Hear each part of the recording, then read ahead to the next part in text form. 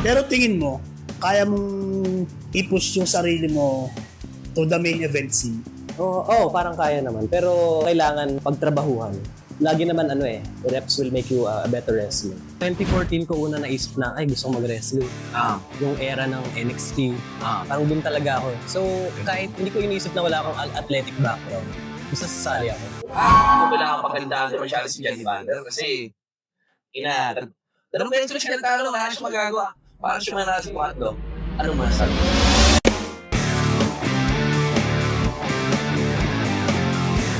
Paano mo yung constant? Kasi sabi mo pala kanina, hindi sinadya. Takot sa heights. Ayoko rin gumawa ng top rope moves Kasi, fear of heights. Kaya accidentally lang siyang nabuo. Parang may one match lang na nag-frog splash lang ako. So yun lang, ginawa ko lang siyang random move. Na-discover ko yung coast to coast, yung sa match ni Chino. Kasi yung finishing sequence namin doon, magko-crawl siya palayo.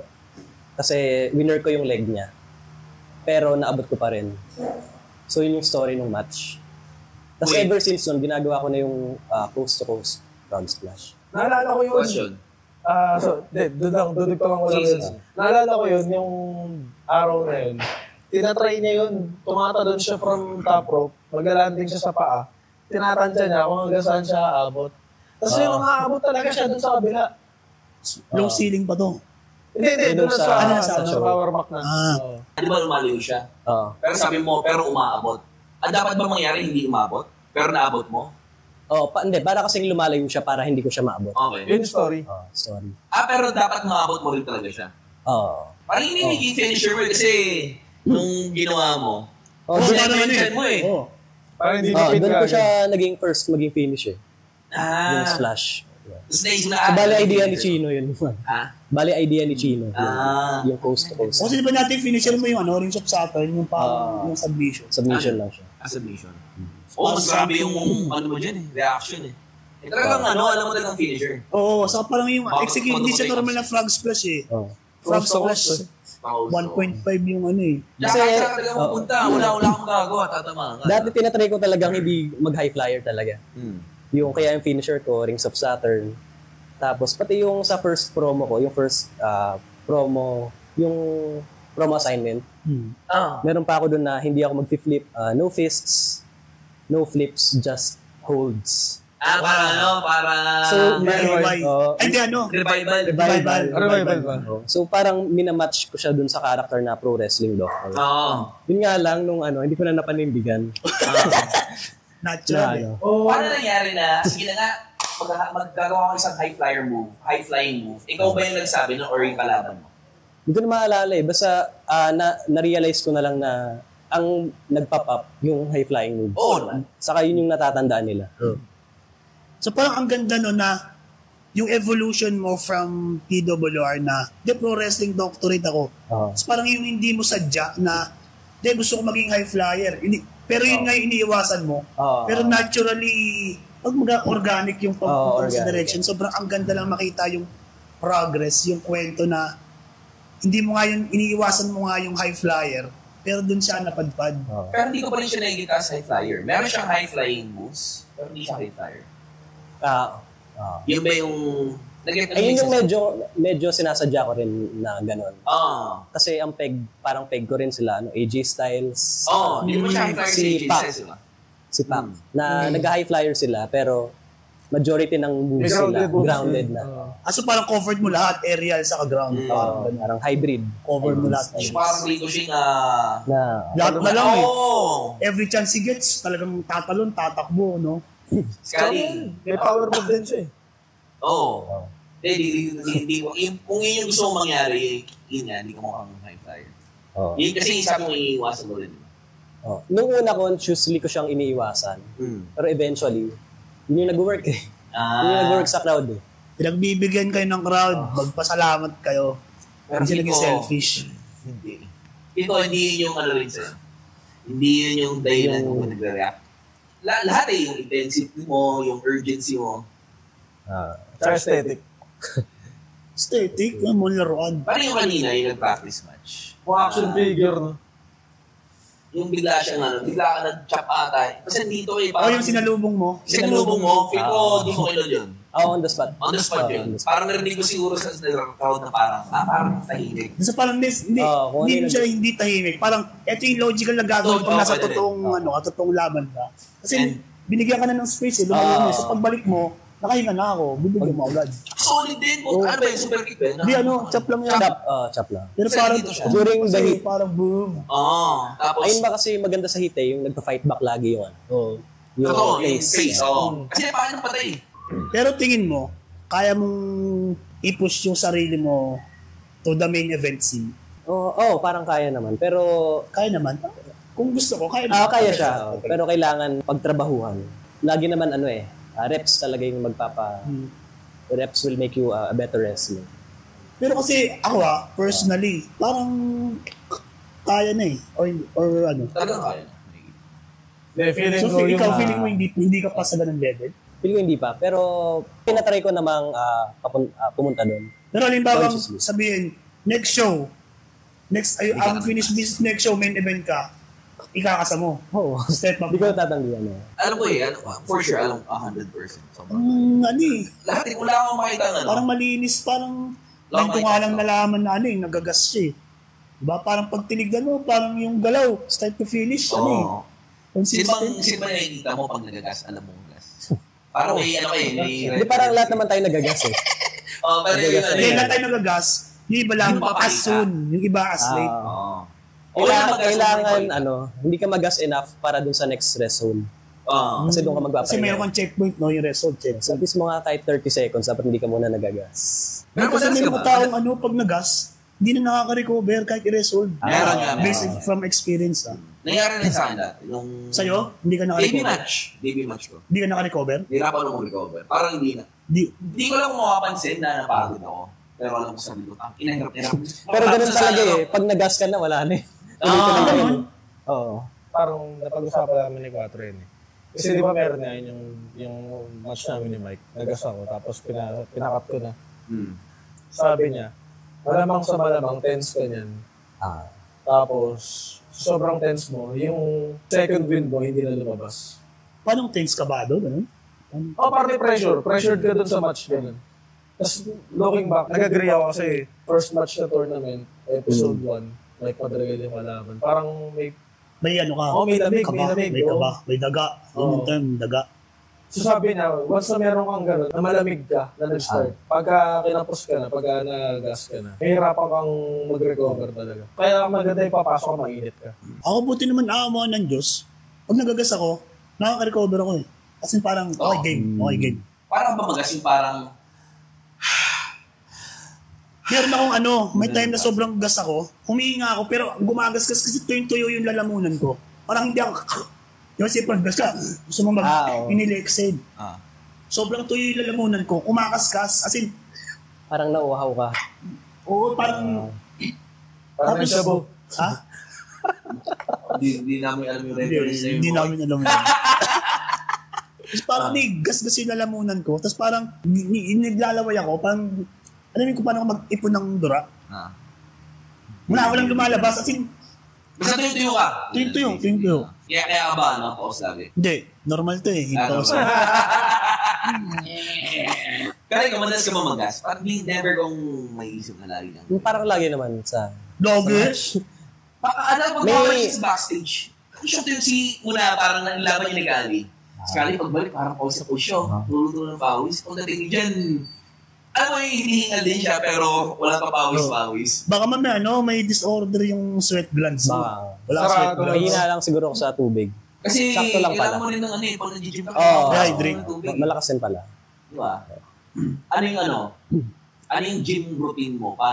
Kasi nung pumasok ka, hindi ka ganyan kabatak Mga 100 pounds lang ako nun. 100 pounds. Nung nag-start ako mag-training sa PWR, doon lang ako nag-start mag-gym. Kasi wala kang athletic background. Sino nagturo sa'yo na mag-gym? Kasi kung baguhan ka, hindi kasi mga baguhan Ano lang, wala, YouTube lang. Ano nga gano'n? Hindi ako nag-formal, nagpa-coach. Nood lang sa YouTube ng mga program. Sa kung paano yung form? Yung sa una hindi Parang years after mo na mauwi. So, reps talaga, reps? Dang. So, basta mag-start ka lang mag-gym. Kahit di mo alam, kahit wala kang alam. Saka gawin mo lang. Huwag lang magturo sa'yo. Parang hindi mo lang kung saan nag-i-start. Better than hindi ka mag-start at all. Tama. Sa PWR, scholar ka, di ba? Parang someone paid for your yung training fee and entrance. Smart Henry. Nagpa-submit sila ng essay or video or kahit anong content kung bakit ikaw yung deserving. Eh, ako lang yung nag-submit. Ay, by default. Buti na lang. Paano mo nalaman na na ikaw Hindi na? nagtataka ako kasi may group chat ata kami noon. Walang nagchat-chat about something sa Smart Henry. Ewan ko kung ayaw lang nila mag-submit. Or hindi nila alam. Pero nalaman ko, ako lang yung Kasi ang ginawa ko lang naman, nagsulat lang ako ng essay.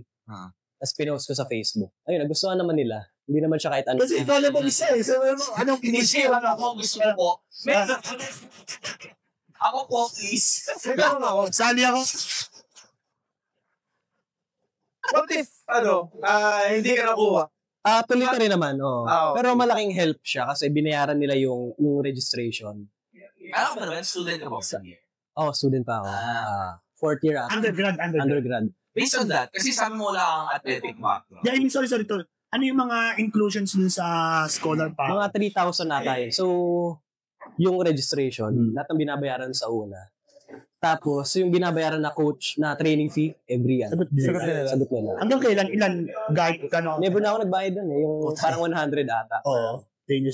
Tapos alam ko kasama dapat yung sa Fit Plus. Yung yung 100. Pero binabayaran ko pa rin. So, hindi ko alam kung paano yung process eh. Kung binabayaran ba sila. Sinisingil ako. So, hindi naman bigat yun. 100. Malaking help naman siya. 3,000 rin yun. Tapos hindi sinabi kung hanggang kailan ka, ganun. Parang understood na hanggang dulo na eh. Kasi nga pala, meron kang pinirmahan kontrata. Wala. Sige, sabi niyo. Sali po ako. Sige, sali ka na. Punta ka doon, kami na bahala. Pero okay na rin yun kasi at least na 3,000. Kung estudyante ka, malaki yun. 3,000 na yung registration sa inyo? 3,000 na or 2K, hindi ko maalala. Kasi, 1,500. 1,500? Sa amin naman doon eh. Hindi ko maalala eh. 500, tapos 100. Malamang 3,000 na kayo nun. Ayun, based on that, kung wala ang athletic background, ano yung hindi ka ba natakot na? Shit, anong gagawin ko dito? Wala akong... pero gusto ko na kasi talaga mag-wrestling eh. Parang passion ko na kasi talaga siya eh. So, parang 2014 ko una naisip na, gusto ko mag-wrestling. Yung era ng NXT. Parang dun talaga ako. So, kahit hindi ko inisip na wala akong athletic background, basta sasali ako. Naisip ko na ba agad kung anong klaseng wrestler ka magiging? Ang ina-idolize ko nun si Pac talaga eh. So, kung magiging wrestler siya. So, yun talaga yung peg ko. Tapos yun yung height nung King of the Cruiserweights. Oo. Saan na to? 2017. Nasa Raw na. Oo.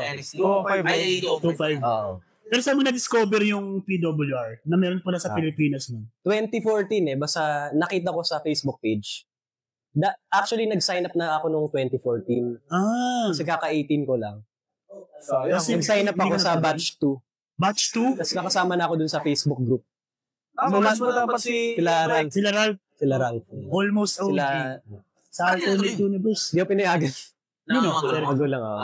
Makes sense. Pero underage ka na. 18. Ay, 18 pwede na sana. Speaking of saan nakuha saan nalaman yung PWR, ikaw? Ano mo nalaman? Kasi yung may seller na yung mga shirt na WWE shirt. Tapos parang nagpapasabay siya. Tapos parang sinare niya yung Facebook post something. Tapos nakita namin nakita ko. Tapos sinabi ko kay AB3. Uy, may wrestling. May wrestling pala sa Pilipinas. Yan. Sunod ka rin. Oo. Tapos nag-sign up kami. Anong reaction mo nung tulad mo yung...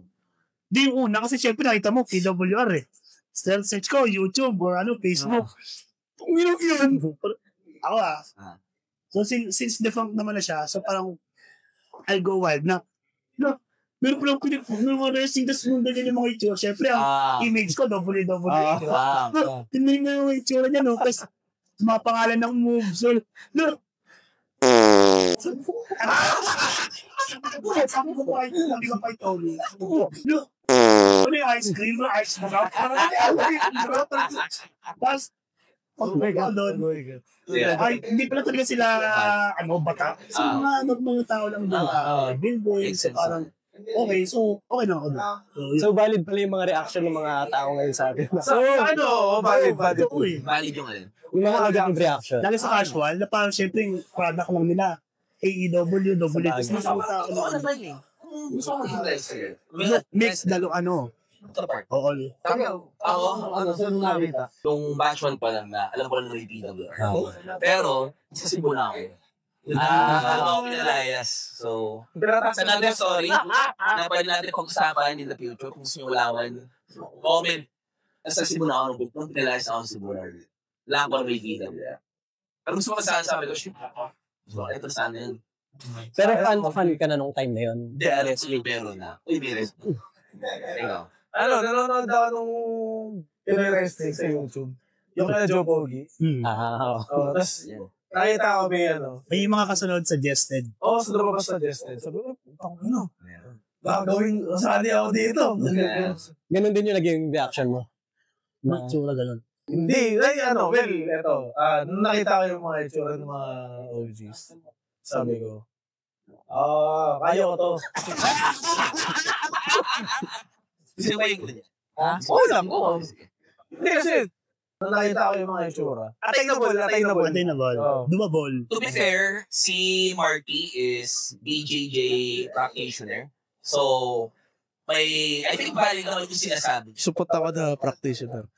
Still, alam nyo ba yung mga wrestlers? Kaya ako nagpatanong, ang daming mga trainees, ang mga wrestlers na walang athletic background. Oo, totoo. Kaya nung sinabi ko na, actually nung nag-start ako, sabi ko, kaya ako, lalagay ko ba na basketball player ako? Athletic background. Masabi lang. Oo. Masabi. Dating ko, okay, tama lang talaga. Sinama ko yung kasi halos lahat wala eh. Makikita mo parang, Pero naalala ko yung first day ko, na-intimidate ako nung pagpasok. Mas matangkad pala sila than expected. Makes sense. Sino yung mga nakita mo? Naalala ko si Basti. Matangkad pa. Si ano rin, si Idol. Mas matangkad sa personal kesa yung sa screen. Totoo. Tapos nung kaya mo na-figure out na, uy, kaya ko pala itong gawin. Kasi doon mo na nag-figure out, ay, puta, athletic pala ako. parang kaya pala ng katawan ko. Oo, paano Nung drills. Alin specifically? Yung rolls, leapfrog. Iba lang. Yung pag nag-excel ka. Nararamdaman mong nag-excel. Doon na nabibuild yung confidence. Pag-excel ka din mga kasabayan mo, mga yun kasi dito. yun yung mag-build ng confidence mo yung pag hindi nagagawa ng iba. Lalo na kapag nag-react din yung, Uy. yung sin sa time na yun, kapag kunyari. Mga bootcamper, no? Pag kayo magagaling na bootcamper, talagang sarcastic yung phrases, di ba? Meron nun. Ka-batch namin, mahilig mag-keep up. Oo. Ay! May mga vets, Natutuwa. Hindi, parang, show off. Sino yun? Sino? Kilala ko. Si Bull. Yung, mahilig mag-keep up. Tapos yun ang overload si Pero sino yung nag-excel sa batch yun na? Ay, magandang tanong. Simulan natin sabihin ang matanda. To be fair, ang batch lang namin, Sabihin mo na yung mga tao. So, yung mga kilala ngayon. Okay, si Chino na lang. Okay. Kami dalawa. Ganyan ba kayo? Kami dalawa na lang kami. Anong batch ba kayo? 4. Dalawa na lang kami. Sino pa ba? Mga hindi na nagtuloy. Mga ang nakolap sa batch Sino na nakolap? Sino ko lang? Ikaw tsaka si... Chino. Si AB3, batch pero hindi siya nagtuloy. So, bumalik siya batch 5. Sinong standout sa inyo sa batch? Batch niyo? Nauna ako ma-call up, so I guess. Ayun na. Rinig niya na. No hate kay Chino, love ko yan. So, nauna lang ako kasi since then, parang, parang ganado ako. Kakaibang kakaibang athletic. Hindi siya yung normal na gym. Hindi siya yung normal na BJJ, taekwondo. Parang unique na combat sports. So, parang every Sunday, sigsipag ako. Kasi Chino nag-i-skip. So, by default, mauna ako. Kasi ako yung consistent magano. Yung sense naman kayo. Sa inyo, sino mga batch mo? Ang kabatch ko, si Quattro, si Gabs Martin. Yung Smarty. Punta si Smarty. Huwag mo na sabihin yung isa. Mas marami rin kaso hindi na natuloy. Kami na lang yung natira. But sino yung mga na-call up? Kahit PWR. May mga na-call up. Si Quattro lang. Kami lang yung Quattro. Si Gabs Marty hanggang ref. Ay, dito na siya nag-ref, no? Gabs Marty. Meron pa ba? Sa PWR. Pato lang kayo na wala. Sa batch namin, oo. Well, kung titignan natin objectively, si Quattro. Si Quattro Kasi talaga yung yung standout. Pero ano ba yung ano? Ano ba yung tanong? Standout sa drills. Hindi mo nag-start si Jan? Hindi, mas standout si Quattro. Siya yung nasa main event. Oo. Hindi. Labahan ng mga Quattro. Titignan natin.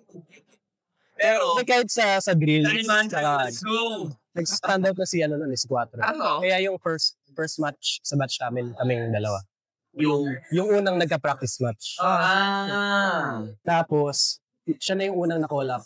Yung nagkaroon ng trabaho ba? Nag-ref ka pa ng mga ilang Oo, ref. Tagal pa ako nag-ref nun.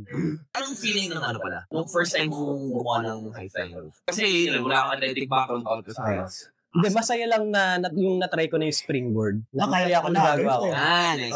O, so yung batch niyo? Marami kayo, no? Ang dami sino pala. Sino yung una o sino? Ikaw? Marami So ito, sino yung na-call up sa PWR tapos sino yung tumawid ng FPW ng timeskip? So na siya na-call up. Ako si Evan Earl, si Iko. Active ko si Trian. 4 na agad yun. Yun. Tapos si Martin. Jeffrey. Tapos, Makata. Ayaw. Ang dami. Pito. Siya pala atay na una Si Jason, Hindi, batch 5 yun. batch 5. Nauna sa inyo? Nauna sa amin. So, FPW. Si Trian, di na tumuloy. 4 na lang Sa Makata. Si Kendrick. Wala naman eh. Sa inyo, sino yung batch mo? Kabatch mo? Hindi na alala. Andren Bernardo, yun ah. Hindi ako. Andren Bernardo, hindi ka na nagmamatter. Uy, wag kayo call out. Mas marami sa Ikaw tumawid ka from PWR, Laney to FPW. Oo. Pumasok siya pa pandemic na eh. Kayo yung huling batch ng ano? Sina Super P. Nagkaroon ba ng point na nag-decide ka kung alin yung sasalian? Ay, maganda. Mas spicy. Alam mo na agad sa sarili ko, sa gusto. Sa under a... Kasi, ang time na yun, so, wala naman na sila. Tsaka naman, ang vision ni Mike, ito naman calling mas maganda production-wise. Kung ano yung mas mukhang... Something na makikita mo na this is a place na visually na maganda mong wrestling. So, nung ginagawa ko niya rin eh, ni Quattro. Pero, that's another story. Kung sino rin malaman yun, oh my God, below. Pero ngayon, pag-usapan natin si Johnny Bander, sinong favorite mong wrestlers? Inspiration sa mga moves? Inspiration si Pac, AJ Styles. Tapos madalas rin ako manood Bret Hart matches. Kasi simple eh. Saka si Bret Hart yung one of the wrestlers na hindi nagsasalita. So hindi siya nagta-trash talk. Pure lang, no? Parang mas leaning ako towards doon. So tinatry kung paano niya paano siya mag-tell ng story without talking. Totoo. Kasi kita rin naman sa ginagawa mo. Parang hindi na talaga isok ang hindi mo kailangan magsalita eh. Tinatry ko din siya minsan kaso hindi comfy? Or hindi mo? Madalas forced. Forced? Unless lang may kailangan akong sagutin na ano. Na parang maganda din mga report mo eh. Meron, naalala ko, may time na yung match yun ni Gino, parang nire-repair yata yung ring kasi may something. So nasama kayo, nasa ringside kayo. So parang may sinabi ka na something na between, Ano sinabi mo? let's get this, sige. Parang ang message, pinapatagal mo lang, parang salita ka ng salita, pinapatagal mo lang. Mag-wrestling na lang tayo. Hindi ganun yun. Ang lame nung pagkakasabi mo pa yun. Ang sinabi mo, hindi mo sa sinasabi si Gino, kung sinabi niya, let's get this match started so I can finish your... Hindi naman siya sabi. Hindi, ba may pagkakaalala niya? Sa iba sa narinig ko, yung Parang sinabi parang adrenaline rush. Parang siguro parang you can stop talking. Let's get this match over with. Let's get your career over with. Basta gano'n, parang Kasi nasa script. retirement match. Sasalita siya. Pero backstory, kasi match namin ni Chino. Tapos nung nakapasok na kami sa naka-entrance na kami. Doon na-discover na yung ring nakaangat yung flying. So sinabihan kami ni Joey na, pause muna. Ang hirap nung pag nandun ka sa point na naka-warm up ka na, in character ka na, in the zone ka na, tapos sabihin kang, saglit lang. Parang ang hirap, parang di mo alam kung anong gagawin mo. Buti na lang kalaban ko si Chino. Kasi magaling mag-promo. Saka magaling mag-adlib. Saka match sa character niya na to play with the crowd. So yun yung ginawa namin, nag-play siya with the crowd. In-interview niya. So habang inaayos yung match, inaayos yung mat. Yun, nakipag-usap siya sa crowd. Kinaway. Oo. So hindi ka sa atin na nun. Kasi ginagawa niya. Nasa komentaryo ko nun eh. Kitang-kita ko. Pag ginagawa niya ng gano'n naman. Nung tapos na, ginagawa. Nung sinabi ni ref na okay na, ayun, kinuha ko na sa kanila. Kinuha ko na yung mic. Yung mic. Kasi ang hirap kasi mag-start kayo from zero, tapos mag-match kayo. Kasi usually, ang nagpapapump yung entrance. Para ma-set up yung fight. Nagkaroon ng halt. So, paano nyo itutuloy? Actually. Kasi, okay sana kung nangyari yun na before kayo pumasok. Ayun sana. Diba? Ang nasa isip ko na nun, sana balik kami sa backstage. Walang ganun sa pag hindi. Paano yung start mo? Faster, Ben? Or Content pa rin naman. Mas hot siya kaysa nung nag-entrance kami. puta mo kasi nilapagan ko ng let's get your career over with. Tapos parang nag-pop na yung tao. Ako nagpap ako sa likod ko sa monitor. Anong message mo kay Mike Madrigal in K5? Siya yung next mong kalaban. So yun pala, meron kaming show sa September 14. And kaya ang isa sa lisos din pala kung bakit. Tama ba? Kung isa sa lisos kung bakit natin ako. Oo. Is dahil? Warm up. May match kami ni Mike sa September 14, Unfinished Business. Ayun. Third match. Part 3, kung kasama yung sa PW. PWR, okay. Interviewer. Ano may record yun? 2-0. 2 siya. 2-0 siya. Okay, sige. Johnny Bander. Rematch na naman kayo. Pangatong match nyo ni Mike Madrigal sa September 14. Big Studios, Makati. Nakausap siya kanina backstage si Mike na hindi ko kailangan pagkalindahan ko masyado si Johnny Bander kasi tanong ko siya ng tanong, wala siya magagawa. Parang siya manasa si Watlo. Ano masasabi mo? Mike, you and me, it's never been personal. The story of Mike Madrigal and John Evander has always been who is the better wrestler. And for the past 2 matches, Mike Madrigal has proven that he was the better wrestler. He has proven it by being a 500-day FPW champion. But this is different. It's just me. It's not me proving the people that I'm the best. It's me proving myself that I'm the best. And this is different this time because we have been so much better as wrestlers. But the difference between you and I is I want this spot more than you. You have been on the mountaintop, and I'm on my way to climb to the top. So this Sunday, this match will top your previous 2 victories over me. Tangina! Tabahan ka na, Mike! Tabahan ka na, Mike! Meron ka bang someone na gusto ko rin pakalaban? Nakamatch ko na kasi halos lahat din eh. Pero kayo, hindi ko pa naka-1-1 eh. Hindi ako lang kasi alam ng pinabis yan eh. Give love sa out there na people. Maliban sa inyo? Maliban sa amin. Kasi talaga yung sagot mo, then sige, may iwanan na. Si Idol, long time coming din eh. Yung first practice match ko against sa kanya. Tapos nagka-feud kami, pero hindi stable versus stable. Yung endgame sa network. Yung sa yung Pot of Gold. Yung return niya. Yung ginawa nilang dalawa. Di ba, faction. Tatlo. Nakatayo lang silang ganun dalawa, nagtitinginan sila. Tapos yung AB3 Chino, tapos Bitento, Apocalypse. So, bugan yung mapa. Kasi lang dalawa, nagagano lang lang sa atin. Kasi sa kipaan ko, yung character ko na, hindi naging yun siya. Parang ang nagarambulan sa gilid. Kasi nagtitinginan lang. Supposedly, usual siya eh. beatdown eh. Magbubugbugan lahat. Pero ewan ko sa inyo. Sino itong flavor yun? Sino na no? Mga ikaw ata. Parang yung, Sheamus versus Gunther. Yung iba yung kasama niya yung nagbabanatan. Hindi ba sila nag-ano nun? Hindi, again lang, Yung, Sheamus, tsaka yung anong single nun? Banger, something. Nation of Domination. Fight night ba? Fight night, parang ganun. Si Keith Dunn, si Ridge Holland. Ridge Holland. Pero hindi namin ginaya kasi hindi ko alam yun. Wait before. Ano na kami? Pre-pandemic yun. Ako rin, gusto ko siyang makalaban. Kasi yung moves niya, sobrang crisp. Parang ang sarap i-bump na ito. Saka yung mga simpleng bump kick. Babump ko yun eh. Pero paano ko mas ma-elevate yung pump kick na yung ngayon parang sarap i-Dolph Ziggler nito yung sobrang pag ginawa niya sa'yo, sobrang believable na yun yung mangyayari. So talagang utupi ka or tackles ka somewhere. Yun yung mga pinakamasarap i-sell yung hindi masakit eh. Kasi pag may sakit, hindi mo na maiisip mag-sell pa kasi masakit na. Yun na talaga, yun mismo yun. Napili ko rin yun kay Billy Soid. Pag sumisipa siya, or pag nagre-wrestling kayo, hindi mo sakit. So yun na yun. So masaya i-sell. Natural reaction. Ano ba?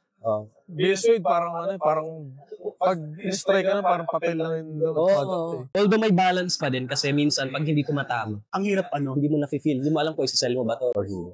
Pero na-imagine mo ba ko yung mga comics yun? Na may isip na sulat. Pero wala yun naman. Pero nilook forward ko rin. Speaking of that, parang gusto ko rin, kasi syempre yung comedy spot, binabagay ko rin sa kapartner ko. So parang alam mo yun, no bullshit, just business. Paano mo inimit sa gitna? All business, saka yung comedy spot. So parang, sa pag-isipan din. Sino lang? Parang, pag nakikita kong ganung senaryo, wala ito hindi face talaga ito siya yung kill. Although maganda rin kung reverse. Kasi magkaka-idea, either way may ideas kang babagay dun sa... parang work both ways, no? Depende na lang sa booking kung sino yung ibibigay. Na-imagine mo ba sa sarili mo na may gagawin ka rin comedy na comedy thing na. Na ano ba yun, spot? Ginagawa ko rin naman siya minsan pag from time to time. Kunwari yung fake out, springboard. Springboard ako pero pag lagi ko si medyo gano'n lang. Medyo parang nakaasar ka eh. Parang heel work siya. Parang ganun siya yung nakikita eh. Hindi siya yung comedy. Kalo ka talaga. Yung ngingisi-ngisi ka sa kalaban mo, parang Saka alam ko si Rob Yeager, sinabi niya na gusto ko malaman. Yung pandemic interview nila, yung ginagawa natin sa PWR. Yung wrestling from home. Yung wrestling from home na podcast na kay Poch sa kaya rin. Nakagawa ko yun. Kasi gusto ko marinig na nagsasalita si Poch. Si Poch. Si Johnny Binder. So ngayon, sa Treasure din, maganda. It's a gift na nakita niyo nagsasalita si Johnny Binder. It's a gift. Kasi kahit kaming regularly namin sila nakikita, never namin siya nakausap ng hindi one-linerings. Pagkatapos na ito, 24 hours matutulog si Johnny Binder. Ulan na ito maraming beses. Kakausapin niya kami sa unfinished business day itself na. Nagre-recover siya. Binaka mo wala.